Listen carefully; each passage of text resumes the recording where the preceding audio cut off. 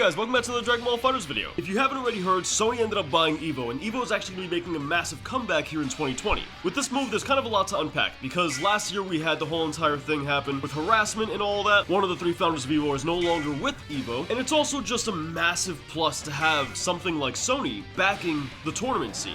And with these kind of moves, you might expect for the actual larger company to kind of heavy-handedly force their way onto the newer company, in this case being Evo. But luckily it seems like Sony's going to allow some freedom with Evo. So although something like Super Smash Bros. May be a Nintendo exclusive, it would still be at Evo. The only issue being, due to the state of the world right now, we're having online tournaments exclusively. And for that reason, games like Super Smash Bros. Are not going to be a part of Evo this year. It has nothing to do with Sony's takeover. It's got nothing to do because, Sony is Nintendo's competitor. It's got nothing to do with that. And everything to do with just the fact that online tournaments for games that don't really have great netcode is not really an option. Not when there's that much on the line. This also means we're not going to be seeing Dragonball FighterZ at Evo, which really sucks for Dragon Ball. You see, a fighting game being part of Evo is a massive step, a massive milestone for a fighting game to have. Not only does it bring a lot of new players to that game, which to be honest I don't think Dragon Ball FighterZ really needs, but it also builds a lot of hype around the game. And for all intents and purposes, it can keep some fighting games alive as well, much longer than they otherwise would have been. Now once again, I think the Dragon Ball franchise being connected to Dragon Ball FighterZ is really enough in order to sustain Dragon Ball FighterZ life, even without Evo. But Dragon Ball FighterZ not being part of Evo based on its netcode has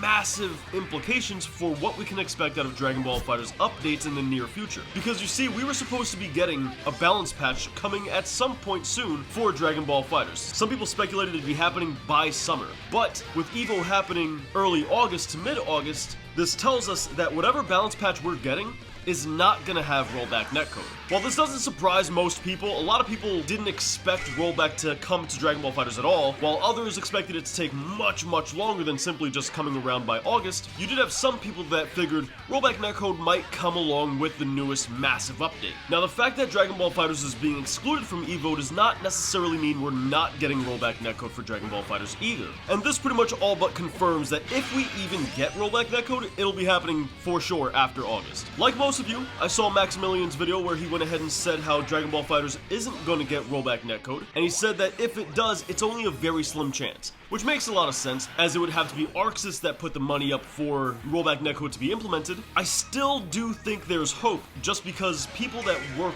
really close with Bandai Namco had said themselves that Bandai Namco knows Dragon Ball FighterZ needs rollback netcode, and they know people want rollback netcode. Keeping in mind, the actual ArcSys developers themselves said that they were looking at old games they had already published in order to add rollback netcode to. I think there is a little sliver of hope, despite the fact that one of their other games might have a better chance, seeing as it is their own game. But I would temper your expectations. I wouldn't get your hopes way too high, because honestly, I would much rather just get a Dragon Ball FighterZ 2 that has rollback netcode. It'd make a lot more sense, and it'd be a lot easier to do, as they wouldn't have to deconstruct the game and then re-put it back together. Rather, instead, they can start from scratch and build it from the ground up, designed for rollback netcode. And I think there's a ton of stuff they can add to Dragon Ball FighterZ for a sequel as well. So if we're not getting rollback netcode, but we do get a massive update for Dragon Ball FighterZ, and it's also not going to be in massive tournaments like Evo, what does this mean for the future of the game? Are we going to start seeing numbers decline and all that? And to that, I say no. I mean, Xenoverse doesn't need Evo. All it really needs is just the franchise's name and good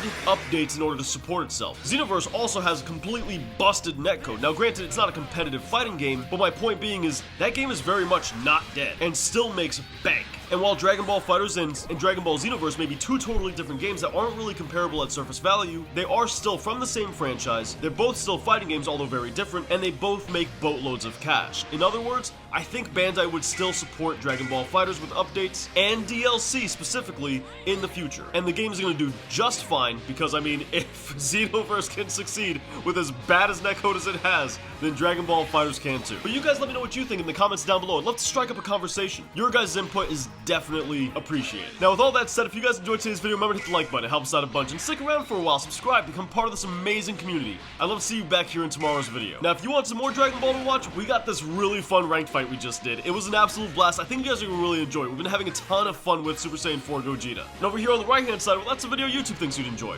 So pick whichever one you'd like most, and have yourselves a great time. As always, thank you guys for watching to the very end. I really do appreciate it. I'll catch you guys tomorrow, but until then, have yourselves a wonderful day.